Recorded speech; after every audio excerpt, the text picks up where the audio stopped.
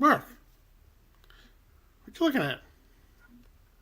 Yo, I'm kind of worried. I'm looking at New Gods, wondering if Mr. Miracle will be able to escape the clutches of Orion or not. Ooh, good question. Good question. We're going to take a look at that. We will do all of that right after this.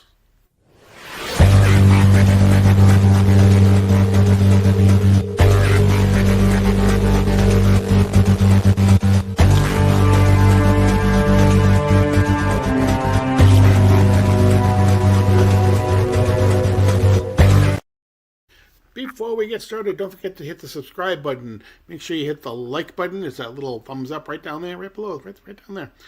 Hit the notification bell so you're alerted whenever we upload new content. And leave us a comment. Let us know how we're doing. It is an off week for Absolute Comics this week. So we're taking a look at one of the newest all-in titles. It is The New Gods. Mark sporting exactly. Sporting the Birth of a New God acetate cover. Come on, here we go. There we go. Yep.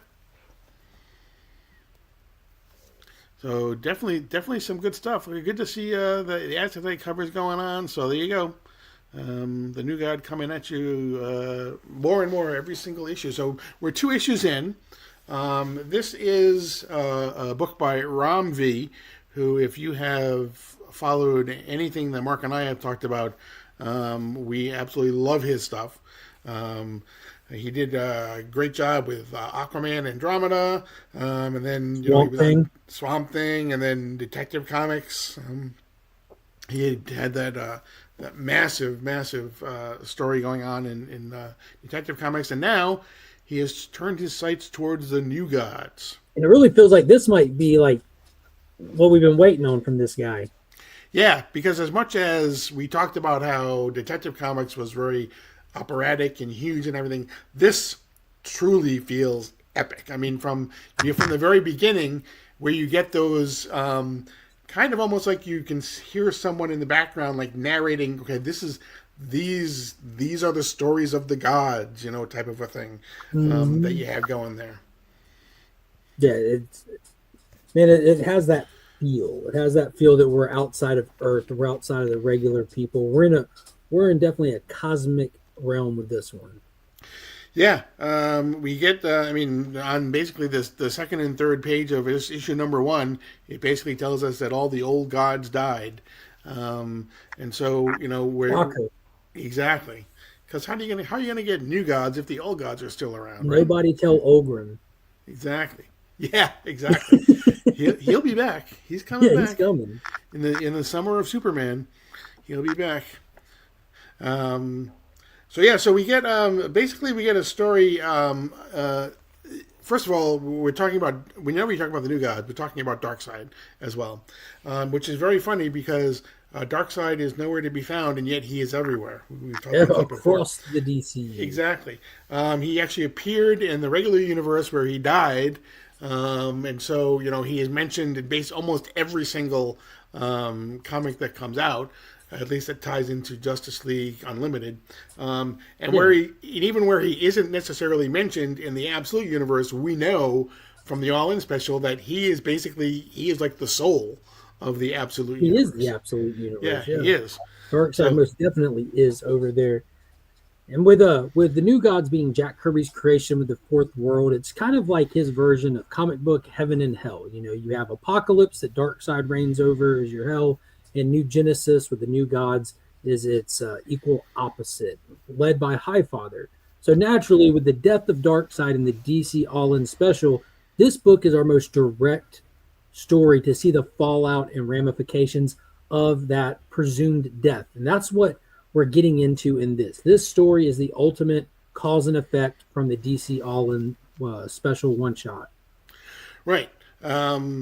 Because we see some of the fallout as we learn in issue number one is that Darkseid's absence is basically kind of causing the fall of the planet Apocalypse. But then we also learn that if Darkseid is, which is what has always been his thing, then the fact that he's not around anymore doesn't necessarily just mean that he's not around anymore. There's bigger problems than that. We learned in the All In special that he is this universe's death incarnate. Basically, he that's why there's only one of them. There's no copies of him through the multiverse. He is that universal response to physical manifestation of death. So in his absence, that's a problem because he is a necessity to cosmic balance, and he is now nowhere to be found. Again, presumed dead. Right. So we start the story after we get the rundown of basically from Hyman. That talks about what's going on in the universe and everything. We switch to New Genesis. We see Light Ray, talking to some things, and he gets a call. He sees a call from Highfather. We go then to Highfather, who's talking to Metron. Metron has a very dire prediction or prophecy, I guess is what since they're new gods, about what's gonna happen. We see that Light Ray approaches Highfather, who says basically, "Hey, you know what? I'm here to do whatever you want." And he's like, "Yeah, you know what? I appreciate that, but you weren't the one I was looking for."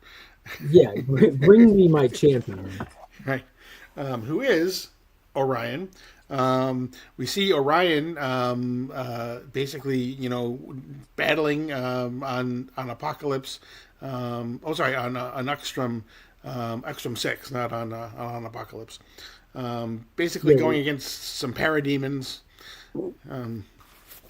Yeah, in Darkseid's absence, Apocalypse is kind of running wild, parademons flying around doing things, just terrible creatures doing terrible things, and Orion loving every second of it, keeping them in check. The art in this book is phenomenal, by the way. Like, it really stands out here. It's unique to this book as well. If you compare like the DC slate, New Gods looks like New Gods, which I think really helps with the story as well. But Orion gets the ping from Highfather. Right. He basically says, "I have a mission for you," and he doesn't even give me. He says, "Which you will undertake, and you will do," because he knows that Orion is going to be loyal to his to Highfather and do whatever he says that he does. And then that's when we switch to Glendale, California, and we see basically Mr. Miracle and Big Barda and their new baby. The baby's crying, and Barda's saying, "I'll be the couch." Exactly. Scott's just doing his job as a father, taking care of the baby, and in the panel where you see Barda passed out, like kind of just casually there in the background, you see the figure of Orion, because he's there to see Mr. Miracle, not to see Big Barda. Because he understands that besides being one of the greatest escape artists, one of the things that he is he's also a father.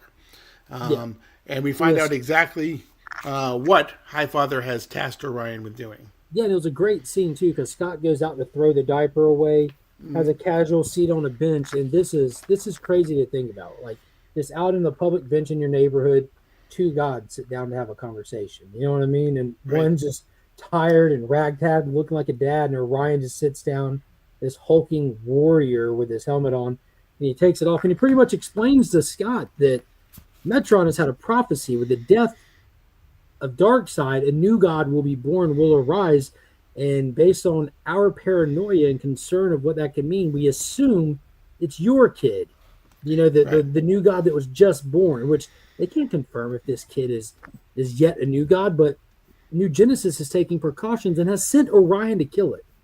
But and it's funny too because there's some comedy that goes on too, which I really like to kind of balance things. Like, Orion is talking very prophetic and everything, and a prophecy has been made, and Miss Mary just so tired is like, yeah, a prophecy has been made, and it's like, yeah, champion Orion, and then when he says the word kill him, he goes, what? Yeah, but this was such a cool moment too because like Orion is fighting against his nature with this, like every bit of his nature to follow the orders of Highfather, of Darkseid being his father, and all of that. And he explains to Scott, like, I'm telling you this because of who you are, right? Because what you can do. I'm Right. giving you a head start. I have to follow orders, but I ain't got to do it this second. Go." Right. He Which gives I'm him like, 7 days. damn. Like, what is that? Like, the, Yeah. yeah, boom tubes. What does that? What does that mean? Yeah, Seven exactly. days. So he tells him that he gives him 7 days. Throughout the entire conversation, basically, Mr. Merrill's like, "No, you can't do this. I can't do this. I got my kid. There's nothing." And he's like, and Ryan's like, "I know you're going to do it because you are a father. And I know who you are. And one thing you can't escape is who you are." Which is kind of a cool little Yeah, and little thing. he kind of reveals like, and that's why High Father asked me to do this task because who I am, and he Right. shows you a shade of his true face as the son of Dark Side. Because he's a strapping young lad, but that true face, Right. And I remember, man, as a kid, I remember the first time seeing Orion's true face like that. Mm-hmm. For me, was in Kingdom Come. Mm-hmm. 'Cause, that's it. In that book, like Orion is in charge of Apocalypse and looking like his dad and stuff. Yeah. And so then we flash to India, where we see some people that are actually chasing after some other people. But Yeah, then there's a we, strike team that's yeah, clearly been set out to this couple carrying a baby through the woods, hmm running, chasing each other. yeah. And we see basically there is a transformation in this baby, and we see what we are led to believe anyway is the true child that Orion should be chasing. Um, Yeah, I don't think there's any question on it. The strike team catches up to the parents, and out of a little bit of anger from the baby, mhm. it goes full blue, and then Exactly. that's a Doctor Manhattan moment almost. Yeah, exactly. It's kind Goes of like full a Levi. Guardians of the Universe, Doctor Manhattan cyborg hybrid And type thing. then we get the name of the first story arc, the sky, the falling sky. Sky. Which, if you read Tom King's Danger Street, you would know that the sky is falling is pretty much a fourth world prophecy of the end of days kind of Hmm. thing. Right. The falling sky, part Right. one. And then that's where we're left at the end of issue number 1. But luckily, we've had issue number 2 come out as well. Yes, Yeah. Again, starts off with very high prophetic type, epic type of a thing about everything that's going on. Um, and again, introducing us to this warrior. yes, I can't think of the name, but Karok Death Speaker, they name him. oh, right, yep, They name yeah, him at the high gates. Karok Dean to the hordes under his command. Karok Curseborn to those who have felled his gaze and yet tell his tales. A parasite thrums in his veins. A nectosphere, hungering, crawling mad with his blood. This dude's a psychopath, is what they're saying. A tried, tested, and true battle warrior. And in this introduction to him, we get this great 2-page splash of almost like the exploits of Kirby's Fourth World over hmm the years. We get a shot of the Forever people in here. You got Mantis in here, Bug in here. And as this guy's walking out to a coliseum after they amp him up, you just see him fly through the air, and our narrator tell us about how he's an unstoppable force. And then we cut back to our familiar story of yes, Highfire having more Hi, visions of the falling sky. I've seen decimation to apocalypse, fire to new Genesis. These nightmares visions most certainly feel real to him because he wakes up trembling and sweating. yeah. And he basically says, it's just a vision. It's only a dream. All is well right now. Um, and then we flash to once again to Scott Free, Mr. Miracle, who is writing a letter to his wife, Big Barda, basically telling him what he's doing and basically saying, "Hey, you know what? For my entire life, I basically have gone through trap after trap after trap, and the reason why I keep going is because I know there's always another one that I can get out of. There's always something more." And but basically, he says, "You know what? Here, this is something that I have to do. I have to keep going with this because this is a child, and I couldn't look my own son in the eye if I didn't do something, to try to save this child." So it doesn't look like Scott chose the run with the baby plan. He was about to go face him. And I got to tell you, it put me back in my seat reading through these pages about how he's going to go kind of face this and everything. Because I turned the page and we get a shot of Orion kind of showing us the reader what it is he's having to deal with, and we get a stat shot right there. Mm-hmm. Have you ever seen his little astrocosmic tricycle look that cool? No. It makes it almost look like it was made by Light Ray. Yeah. What is that thing called? Brother John mentioned it and Pops mentioned it, but I forget what that contraption's called. But I've never seen it look that cool. So just as he's about to finish the letter, who shows up but Big Barda with the baby. With the baby, saying, you weren't about to just take off without me, were you? And he's like, well. And so they talk about it, and she basically decides that they're going to go with him together. She just picks him up by his neck to have the conversation, too. Yeah. And, they talk about it, and she understands, and he basically says, you're not mad, and she throws a diaper at him and says, you're on diaper duty forever. And then we cut over back to India, where we see that couple again hiding out with the baby, talking about how they're not using phones, credit cards, staying off the grid, doing everything we can, held up in this little like hole in the wall establishment. But whatever force it is behind looking for them has already found them and kind of keeping their distance due to the severity of the situation. And then we get shown who it is that is actually after them, and it's none other than freaking Maxwell Lord, who it is revealed was brought back from the brink of death by Metron. So the plot, he's got the Omega sign on his head. We also do. One thing I meant to mention, when Barda and Scott were talking, it seems as though their next step, maybe in issue 3, is they're going to go to Oberon, because they think maybe Oberon might be able to help them. Who is Mr. Miracle's old best bud and manager, and exactly Resident Midget. Exactly. But yeah, the whole thing with Maxwell Lord was just phenomenal, and and the fact that he has been basically branded with the Omega symbol on his forehead. Metron went to him in his hospital bed and drew on his forehead. Right. And this character, it seems, I'm not familiar with this character. Are you? Have you heard of this guy? Seraphim, I think, was what they called him, right? Yeah, a potential rogue god, potentially, maybe. I don't know. That's the only way I knew how to take it. I mean, it is new gods. We're dealing with gods here, but this is somebody who's clearly has some kind of stake in the game, finding this new god, and we don't know why. We don't know what this person's capable of. Just kind of a mysterious character working hand in hand with Maxwell Lord, who's in charge of all this stuff. Mm-hmm. We go back to Apocalypse for the end scene where we have all these warring factions going on. We have Mantis. Yes. We see Desaad. We see Metron again. You pretty much have Mantis and his insectoids wanting to take over. There's power void, and everyone on Apocalypse is like, for Darkseid, I'll take over and rule it, kind of thing. And it's not working. It's just chaos as always. And Metron comes and he's talking with Desaad about the nature of Apocalypse and things to come, and pointing out that there's no time for all this squabbling. There's no time to go look for this kid. You have some serious problems happening right here, and it's that eclipse in the sky that's not really an eclipse. Right. Metron basically informed them that the end of Apocalypse basically comes with an eclipse. And to your point, as they look up in the sky, they can see that the eclipse is happening right at that very minute. And it's actually an armada blocking out the light. Right.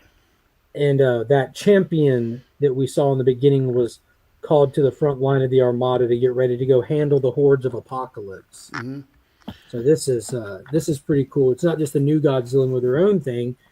In New Genesis, you have the new gods dealing with issues as well in Apocalypse. There's just problems everywhere. Yeah, and it's only going to get worse, I can imagine. So, what a way to start the new god the new god stories. It's just it has everything for me anyway. It has that epic feel. It has the humor. It has the danger. That it's got everything in there that he would need. Ron B just knows how to construct not just a single story, but a true epic. epic And arc. that's what I was going to say. It's not simply just the content of the Right. story, it's the way that this is structured, the way that it's Mhm. being told, how balanced it is. Because again, we're dealing with three planets. Right. Like we got people on Earth, Genesis, and Apocalypse. Mhm. And the art is fantastic. It flows well. Like there's so much meat on the bone with this. There's so much lore to it. Even as a jump on title, if you have never experienced New Gods before, you can jump on the beginning of this and you'll be perfectly fine being introduced to these characters through this, which I highly recommend. But this is going to be one that as people jump onto it, more people will talk about it and more people will jump onto it. This is a hit. Yeah, and issue one just came out this past week, so I'm sure it's still on the shelves. Lots of stores keep a couple. We'll probably have both issue one and issue two still out there. So yeah, I'm imagining that you probably could find it pretty easily. The first two issues, and it's not like you got to go back and read 50 issues to get what's going on at all. So yeah, cannot recommend New Gods enough. Almost everything in All In has just it's served the greater narrative of the DC universe, and it's been besides that in its own little spot too. It's just been really solid. I'd say DC's on the right path in 2025. Yeah, so far so good. So looking forward to that. But that's going to be it for this edition of DC Comics Deep Dive. Again, don't forget to subscribe, hit the notification bell, leave us a comment, and hit that little like button right down there while you're here. So we appreciate you guys stopping by and hanging out with us for a little while. But again, that's going to be it. I am Paul. He is Mark. But we are Legion. And you're now leaving Sector 2815.